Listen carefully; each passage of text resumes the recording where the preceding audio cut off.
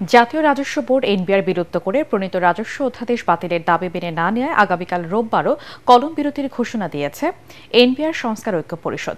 টানা ৩ দিনের কলম বিরতি কর্মসূচি শেষে দুপুরে সংস্থাটির আগারগাঁওয়ে প্রধান কার্যালয়ে সংবাদ সম্মেলন করে জানানো হয়, আগের চেয়ে ১ ঘণ্টা বাড়িয়ে সকাল ৯টা থেকে দুপুর ৩টা পর্যন্ত চলছে এই কর্মসূচি।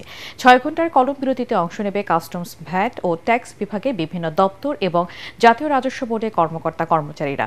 তবে আন্তর্জাতিক যাত্রী সেবা, রপ্তানি কার্যক্রম ও জাতীয় বাজেট প্রণয়ন কার্যক্রম এই কর্মসূচির আওতার বাইরে থাকবে। এ সময় দাবি বাস্তবায়নে প্রধান উপদেষ্টাকে পদক্ষেপ নেওয়ার আহ্বান জানান এনবিআর এর কর্মকর্তা কর্মচারীরা।